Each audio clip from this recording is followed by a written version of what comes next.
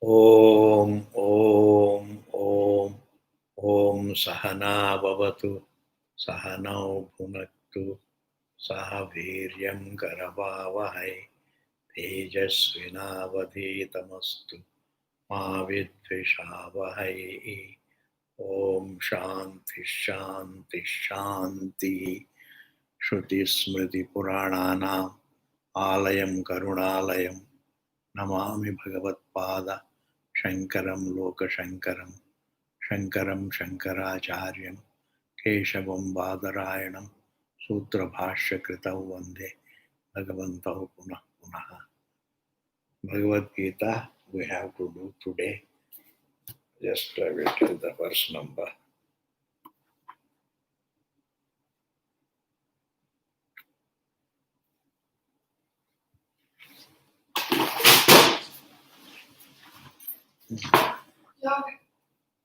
Today, we were doing the verse 14 and matra sparshastu kaunteya sitoshna sukha dukkadaha agama payano nityaha tan stitikshasva bharata yam hina vyathayantete purusham purushashapa samadukha sukham dheram somritattvaya kalpati. This is the 15th verse. 16th verse is nasato vidyate bhavaha na bhavo vidyate sataha upayorapi drishtontaha tvanayos tattvadarshini. We will see these three verses and then we'll go ahead. Matra sparsha. I have seen matra, have explained. Matra means anything that is measurable. Meaning all objects are measurable. They are all matras. All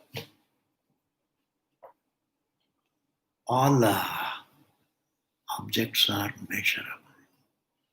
All forms are measured by the sight. The sounds are measured by the sight, the sense of hearing, the sense organ. All the five kinds of sense objects are measured by my knowledge, or by five senses. Therefore, consciousness measures the matter. Matter is measurable. Because matter is measurable, it is called matra. Every material object is matra because it has a given size. Consciousness measures the forms and colors and sounds, tastes and touches and smells. There is nothing that cannot be measurable, please. That means anything that is measurable is limited. Like every wave is measurable, is measured by water. The accommodator measures the accommodated. This is the meaning. The cotton measures the cloth. The gold measures the ornament. The clay measures the pot. In this manner, you have to understand. Today, there is no mic, therefore, you have to manage to hear with greater hearing power.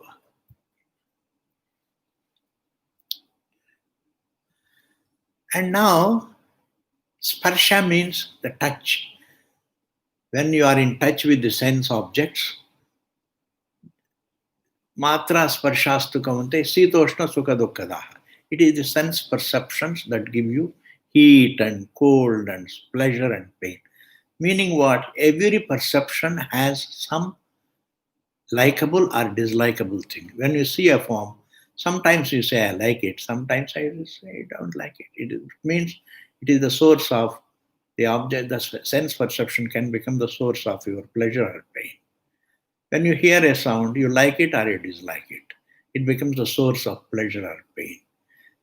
Thus, all the pleasures and pains, the sources are the matra sparsha, the sense objects, the sense perceptions.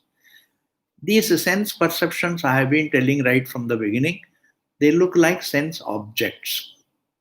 They look like objects, but objects like dream objects are not objects. They are only perceptions, but look like objects. That is called adhyasa. That is called adhyasa. That is the Bhranti, that is the Maya. Mere perception looks like a thing, a real thing. That is what is called really Bhranti. In every Bhranti. Mirage, what? Mirage is a perception. It is an illusion, but looks like a real thing. Snake is an illusion. In the rope, you see a snake in the rope. It is an illusion, but looks like a real thing. And therefore, these perceptions themselves are the sources of, you say the objects are the sources of pleasures and pains and heat and cold. But the Vedanta says, yes, the objects, but then the matra sparshastu. They are only sense even though there is an object and you don't perceive it, then it has no effect on you. And therefore, it is the perceptions that bring pleasure and pain, heat and cold. Matra sparshastu kaunteya, sitoshna sukha dukkha daha. Agama paina, what should I do? You have no choice over the pleasures and pains. As long as you have Bhranti, you have perceptions, and perceptions bring only pleasures and pains, and pleasure and perceptions bring heat and cold. And sometimes, even if you have all the antidotes for heat and cold, etc., even if you take compose, etc., but still, really, something you have to take it. You cannot be taking compose all 24 hours. But you do, like you have AC, your house is AC, and your car is AC, your office is AC, but in between, sometimes you have to take some heat. Some cold, some heat you have to take. And therefore, agama painaha, the best attitude towards the impulses is agama painaha. Everything that begins and ends is agama painaha. They come and go. They are non-eternal. The more you don't use the word non-eternal and then in a mechanical way. Try to look at its non-eternity. Non-eternity means a very big thing. It has no choice. If it has begun, it has to end. Corona has begun, it has to end, Ji. And therefore, when you see the beginning, then also understand that it is going to have an end. Life begins as a child and it has to end. That is why Bhagavan says, Jatasya dhruvam mrityu, dhruvam janma mritasya cha. The born has to go and the gone has to come back. Dhirastatrana mukhyati. A wise man does not really get perturbed by it. And therefore, matra sparshasta kavanteya, shitoshna sukha dukkha. These impulses, you are not the author of them. You find yourself with these impulses. Heat you find yourself with. Cold you find yourself with. Sukham, pleasure and pain you find yourself with. They're all called swabhavikas. I have defined swabhavikam means you are not the author, but you find yourself with. But you can use your will to control them, to have forbearance against them. What descends on you, you have no choice. Control them. Tan stitikshasva bharata. Just put up with that. Even though there are so many sadhanas in order to get relative peace, but titiksha is one of the best things. Because man is by nature, he is as a jiva, he is vulnerable to all kinds of pinpricks in life. When man is vulnerable to all kinds of pinpricks in life, then the only sadhanam that can keep him relatively peaceful is titiksha. Go through them silently. If you fret and fume, also you have to go through it, and therefore it is better. Either you fret and fume and go through it, or silently go through it. Which is better? Go through it silently, so that your mind is peaceful. Therefore, certain things are choiceless. They just descend on your head. Cold season, what can you do? If the corona has come, you are not the author. It has descended on you. It has come to you. You have no choice. You just go through it silently. You find yourself with these impulses. Prayer gives you relative peace, all right. Prayer gives you marginally less relative peace. But titiksha gives you, self-control gives you a lot of relative peace, please. That is why Varuna tells his son Brigu, Tapasa Brahma Vijijnasasva, Tapo Brahmeti. He says, try to know the truth only through self-control. Tapas means what? Self-control. Self-control. In fact, tapas is not doing, it is restraining yourself. Not to fret and fume. Going and living in Himalayas is not tapasya, is not really penance. Penance is controlling your anger is penance. Controlling your greed is penance. Controlling your jealousy is penance. All these impulses being controlled. They are like swimming against the current. That is why they are called tapas. They involve rigor, but they also inspire you towards the light. Their tapas also means both heat and light. Surya's tapati. Tapati means it scorches and also it brightens, it illumines. Surya's tapati. Therefore, tapas means both the heat and the light. And self-control is very difficult, but it gives you relative peace and it can goad you, it can inspire you towards the truth. And therefore, self-control is concerned. That is why Bhagavan Krishna emphasizes it. Atma Vinigraha. Atma Vinigraha means self-control.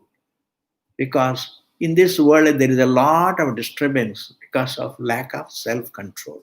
Self-control means control all your impulses. Control all your likes and dislikes. Sometimes likes and dislikes are also very, very, very wrong. Control your anger, control your greed, control your bias, control your prejudices, control your jealousies, control your kama, krodha, lobha, moha, mada, matsarya. These are all called really the impulses. You are not the author of them, but you find yourself with them. But they can be controlled. You can use your will against them. You can if you swim with them, then they can mislead you. Therefore, the best thing is you control them. Use your will against them. That is self-control. Titiksha is one of the self-controls. Titiksha means instead of fretting and fuming in the midst of pleasures and pains that descend on you, or heat and cold that descend on you, just silently go through them. And when you silently go through it, you will develop immunity or resistance also. You become strong. A silent self-control gives you lot of resistance, inside resistance. Fretting and fuming does not give you resistance. The silently forbearing gives you a lot of strength. And therefore, titikshasva, tan titikshasva bharata, Bhagavan says, may you put up with the heat and cold, the pleasure and pain that descend on you, because they have a beginning and they have an end. And without putting up with, without self-control in this world, you will be miserable. Yes, without self-control, you can be miserable. You can be restless. And how does the restless come under control? The restless comes under control only through self-control. Restless is controlled through self-control. When you control your restlessness, that is also self-control, titiksha. The next verse says, Yamhinam vyathayantyete purusham purushashabha. A person, yam means yam purusham, the person. Na vyathayanti. is not disturbed by. A person who is not disturbed by na vyathayanti ete, these two. These two means I would like to take it as any dvandvas, heat and cold, pleasure and pain, gain and loss, like the sukha dukkhe, same kritva, labha labha, jaya jaya, Bhagavan says, victory and defeat, all these things, a person who is not disturbed, a person who can manage himself in the midst of these impulses. Yamhina vyatayam chete Purusharshabha. Hey Purusharshabha means a line among men, Arjuna. Hey Purusharshabha, that Purusharshabha means addressing Arjuna. Hey Purusharshabha, hey Purusharshabha, O ye lion among human beings, Arjuna, a person who is not disturbed by these dvandvas. Dvandvas means pairs of opposites. Sometimes good happens, you come across a good man, you come across a bad man. But both you take, sometimes you come across a Rama, sometimes you come across Ravana. But both of them, they are not separate from the truth. Ravana's thinking is different from Rama's thinking. But in a sense, both of them are the same. One wave is good looking, the other wave is not good looking, but both are made of the same water, please. ये बात कभी नहीं भूलना चाहिए. This is what you have to always remember. A good person and a bad person, are a good person is called good because he's a good thinking. In terms of thinking, he has got values. He respects values. He respects self-controls. He respects penances. He respects prayers. All that. That's why we call him a good man.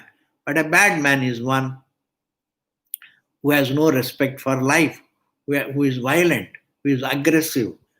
His thinking is different. A good man is a good man because of his good thinking.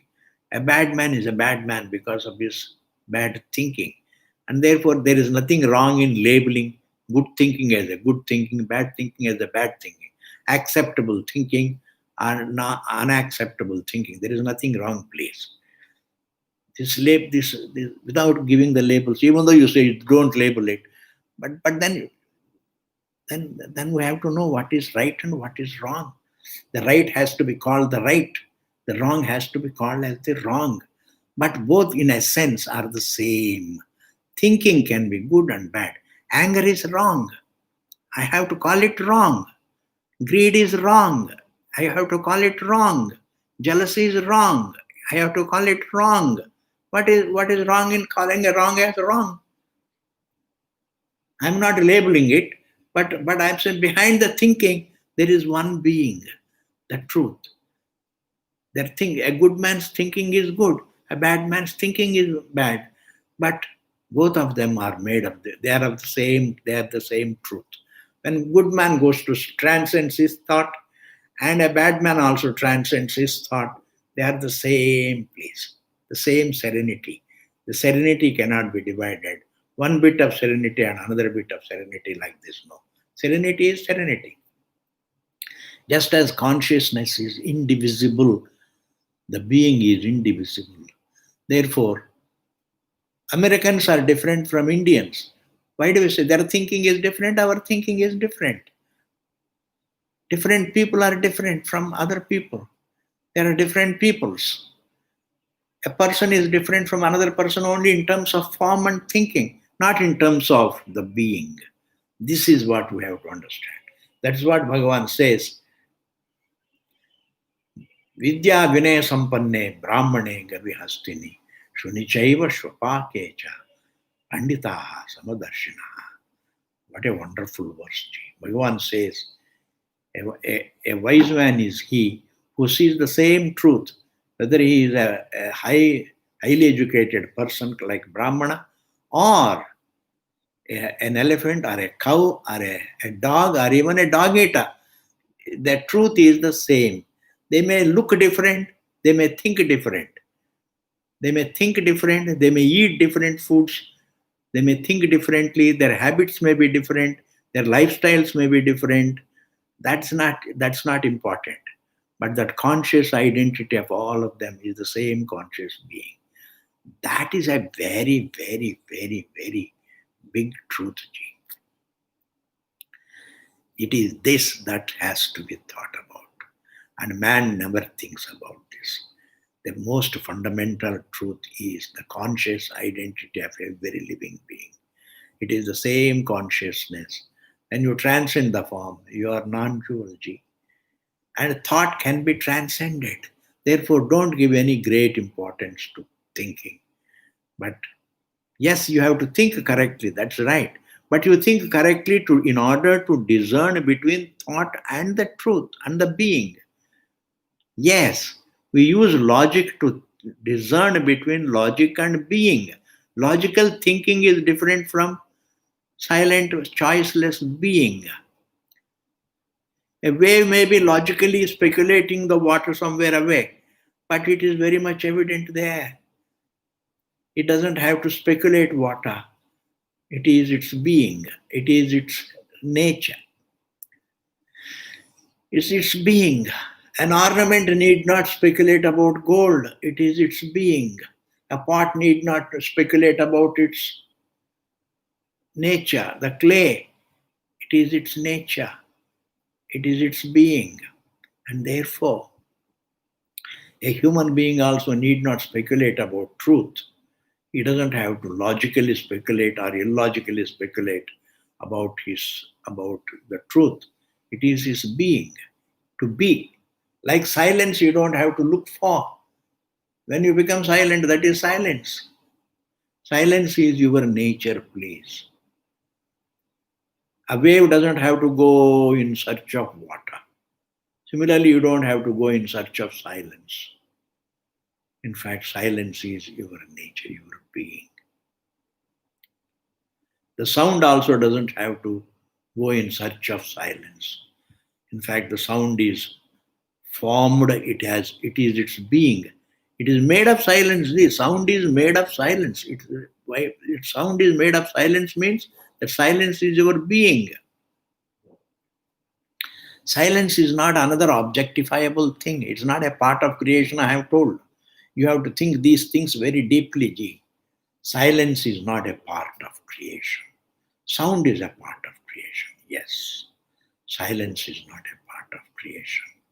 Silence, and therefore sound is made of silence. Sound is made of the hearer, the conscious being. Like the form cannot prove its existence without the seer. A sound cannot prove its existence without the hearer. Cannot prove. You are the prover of everything. You are the disprover of everything. And therefore, the one who proves everything and disprover of everything cannot be disproved. Yes, it cannot be negated. That makes you eternal, please. That makes you the eternal being. And therefore, here Bhagavan says, a person who is not troubled by these dvandvas. Dvandvas means pairs of opposites.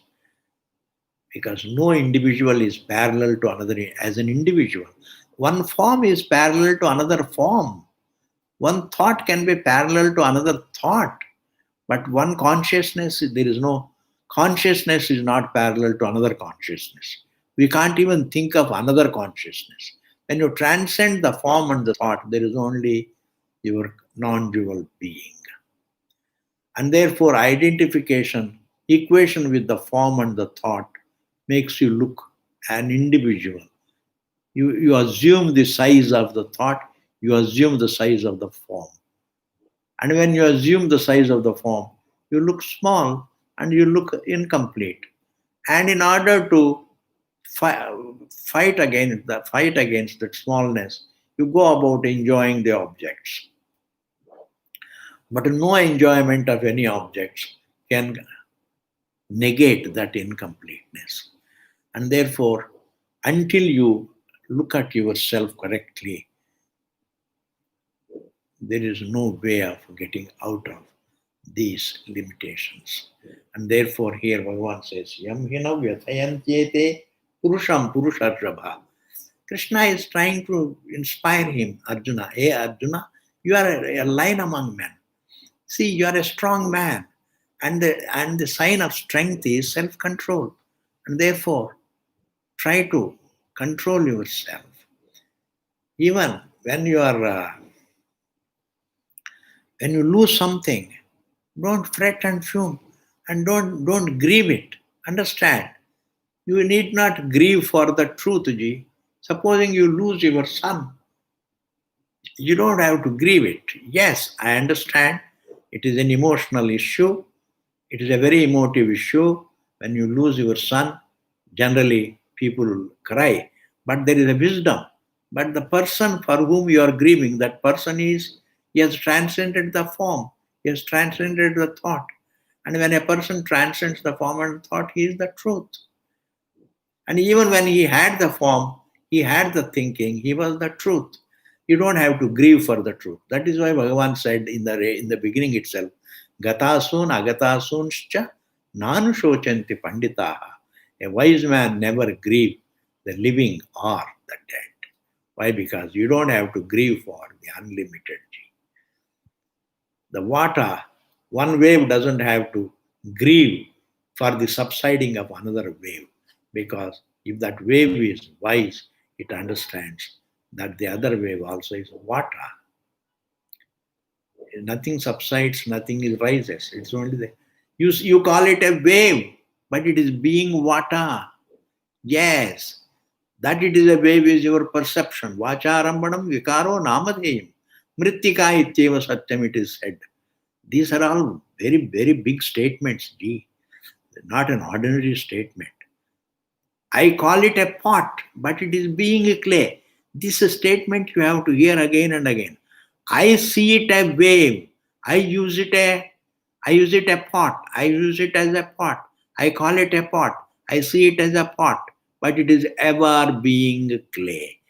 What it is being, that is what matters. What I view it as, that my view can be different. What it is being is the truth of it. It is being a clay. And therefore, my view that it is pot, my view that it is useful, my view that it is, I call it a pot, these are all vacharamanam. These are all just man's perception and man's language. But otherwise, it is being. Similarly, you call yourself an individual, you look at yourself as a form, and you call yourself also a rich man, a poor man, a thin man, thick man, etc., a fat man, etc. But really, you may call yourself a Brahmana, Kshatriya, Vaishya, Shudra, etc. You may call yourself a Brahmachari, Grihastha, Vanaprastha, Sannyasa, etc. But you are free from all of them.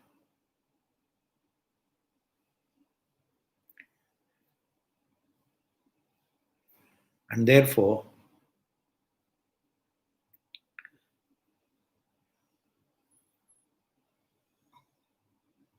the consciousness is non-dual place. And therefore, you don't have to grieve for the truth. You don't have to grieve for the truth. You can control, your wisdom can help you better right response. Your knowledge can give you right response to the situations. Without understanding, all responses are really influenced by ignorance. And therefore here Bhagavan says, Yam hina vyathayanchete purusham purusharshava. Purusharshava means Purusha Rishabha, means Purusha Vyagra, a lion among men. Purusha Simha, a lion among men, means you are supposed to be receptive to Vedanta. You are supposed to be receptive. The only thing that you need to be receptive is your existence. You have to look at yourself. Before you look at the universe, look at yourself. That's why Bhagavan says, Ascharyavat pashyati kashchidenam, Ascharyavat vadati tathaiva chanya. Ascharya-vacchainam anya shrunoti, shrutvaapyainam vedana chaiva kaschiti says. Like a wonder, one hears, like a wonder, it is spoken of, as a wonder, it is heard, as a wonder, it is reflected upon, as a wonder, it is understood, and also it is a wonder that even after hearing it, one doesn't show any interest in it. That is also a wonder. How the self evident truth one doesn't look at. How you can't take interest in yourself. All the time you are only interested in yourself. But the Vedanta is talking about you. Vedanta is not talking about some other truth, some other Bhagavan. Vedanta is only talking about you. And the truth is your actuality. Actuality is that behind your misconception. The actuality of it looks flat, but the actuality of the earth is that it is round. It looks as though the sun goes around the earth, but the actuality is it is the earth that goes around the sun. It looks as though the water, but the actuality is that it is sand. Understand that word actuality. What it looks, what it is seen as, that misconception, what is behind the underlying truth of misconception. It is seen as snake, but the actuality is that it is rope. It is seen as a ghost, but the actuality is it is only a lamp post. That is called the actuality. It is seen as a pot, but the actuality is it's clay. And your actuality is Brahman. Your actuality is you are only solely a conscious being. You are not an assemblage of many things, please. Don't say I am a mixture of body, senses, mind, intellect, complex. That is all not true. That is how you see yourself as. That is how you see yourself as. But Vedanta says you are solely a conscious being. The Sharira is seen. The seen never qualifies the seer. And the thought is witnessed. And the witnessed doesn't qualify the witnessing conscious being. The witnessed is inert. The witnessing conscious being is conscious. And the inert doesn't qualify the conscious being. The world, the creation is inert and it doesn't qualify the conscious being. The source is conscious being. Therefore, Arjuna, you have Yamhinam Vyathayantyete Purusharshava. You are a Purusha Vyagra. Samadukha Sukham. Samadukha Sukham Dukha. Samadukha Sukham. Dhira. A person who takes Sukha and Dukkha. Sama Dukkha Sukham. Means a person who takes the Sukha as well as Dukkha. Comfort and discomfort. Because comfort sometimes descends on you. Dukkham descends on you. And you have no choice over them. You have to put up with them. If you can ward off the dukkham, fine. If you can't ward off the dukkham, then you have to go through it. What you can negate. What you can't negate, then you have to go through it. And that is what is called go through. That is called titiksha. Go through the dukkham that you can't handle. Sama dukkha sukham. I understand samadukha sukham means a person who understands. I'm going to give the full meaning of samadukha sukham. The one, as a student, he looks upon sukha and dukkha both as non-eternal. As a wise man, he understands that sukha is a thought and dukkha is a thought, and both are adhyasa in the absolute sukham, in the absolute.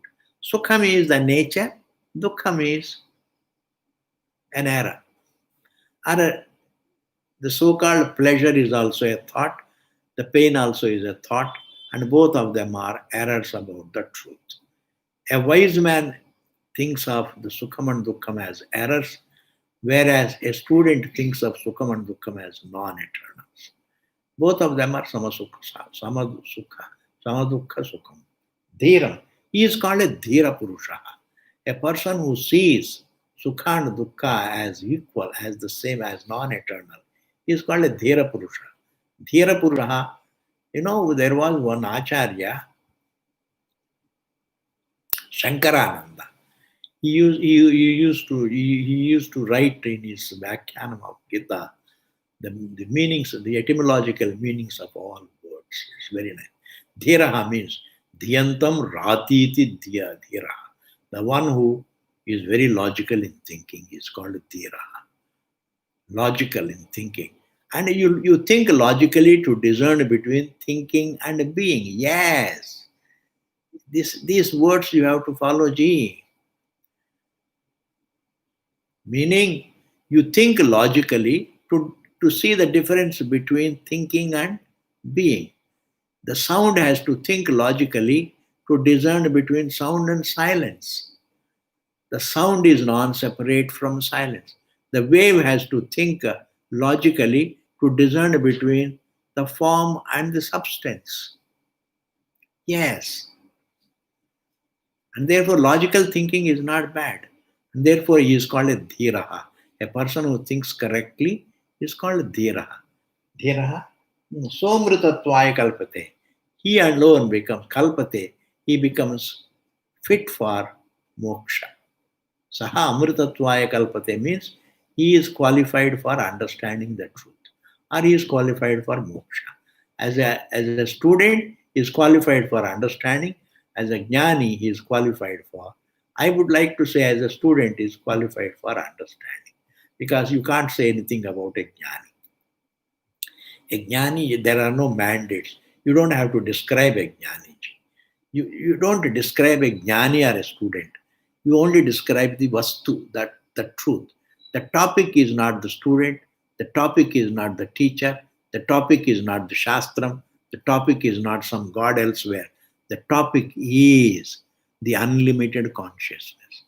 And looking like limited individual. It is the unlimited truth that looks like man.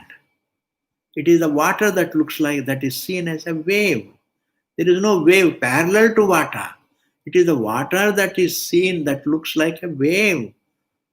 That looks like a wave. It is the unlimited consciousness that looks like a man. Man is not parallel to God. It is God that looks like man. In ignorance about his actuality, he suffers. The creation is not parallel to God.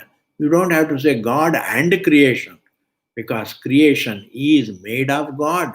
God is not inside the creation. He is not located in the creation. Creation is located in God. Like space is not located in air and fire and water, earth, but whereas the air, fire, water, earth are located in space. Bhagavan is like space. Akashasthal linga. It is given, it is said. It is like space.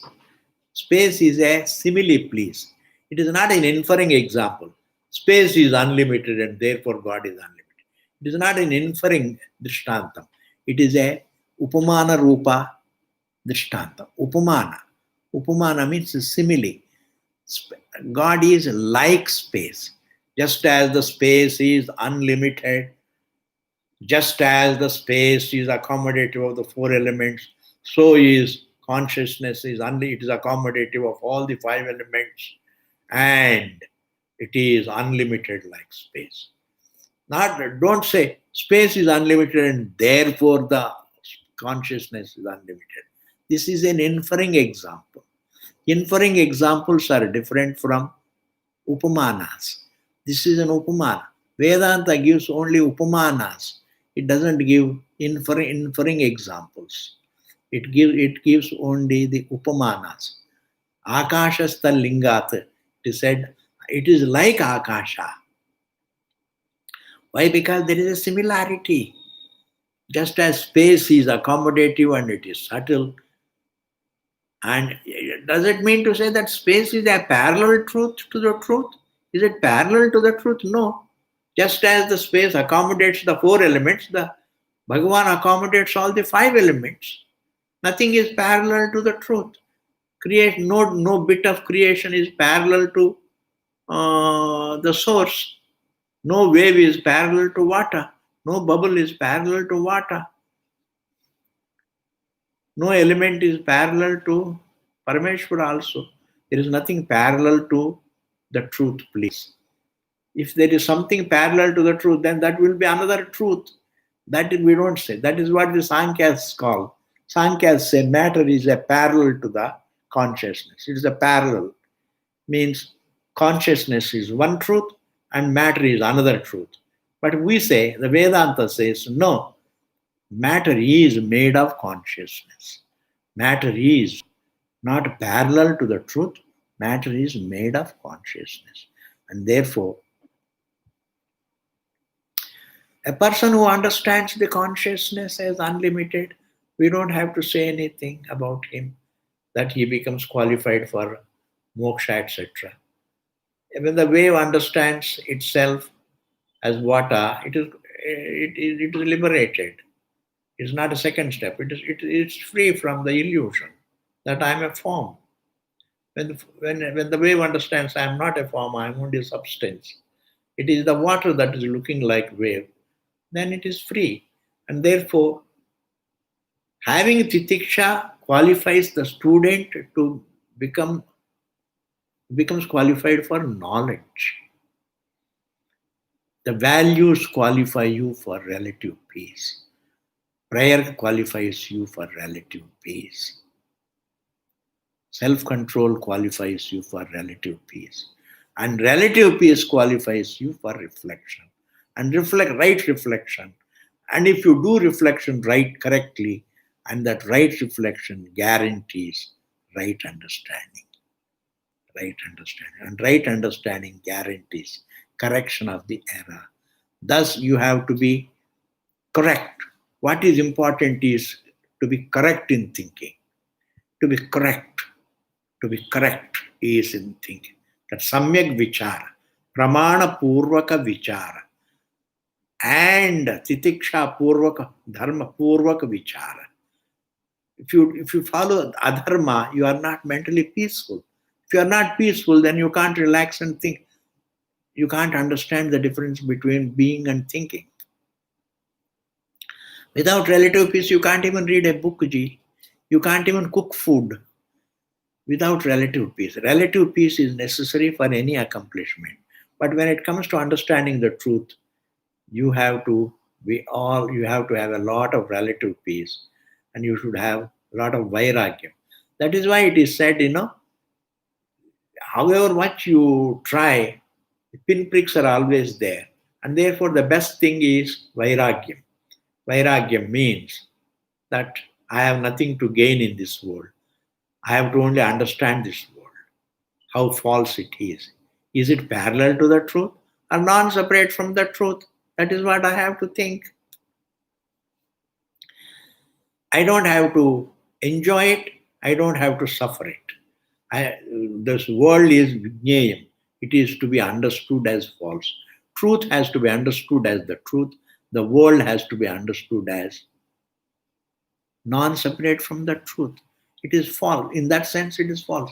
Snake has to be understood as mithya. Rajju has to be understood as satyam. Therefore, jneyam yatat pravakshyami yat jnatvam ashnute, Bhagavan says. See, all that is there is only jneyam. And the human beings convert the jneyam into bhogyam. When you look upon things as bhogyam, then you go about indulging in them. But if you look at the objects as something to be understood, the creation is something to be understood. The wave is something to be understood as a mere perception, whereas water is to be understood as the source. There is only understood. The truth is to be understood, and the false has to be understood. Like a scientist goes about understanding the right as right and the wrong as wrong. Similarly, Vedanta goes about conveying the right as wrong, right as right, and the wrong as wrong. That you are limited is wrong, is false. That you are not limited is the satyam, is the truth. That you are the form is a misconception. That you are free from the form is the right understanding. And therefore, in this world, in existence, there is nothing to be bhogyam. Everything is indeed jneyam. Understanding this is called vairagyam. If there is only jnayam, there is no bhogyam, then there is only vairagyam. Then you not to look at the things as bhogyam is called vairagyam ji. Not to look at the world as bhogyam is called vairagyam. Vairagyam and and and your own existence is also is something to be understood. And the discerning itself is between the satyam and the mithya. Satyam is what you are, and mithya is how do you think about your view about yourself. That I am the form is a view. That is mithya. Mithya means mithya jnanam.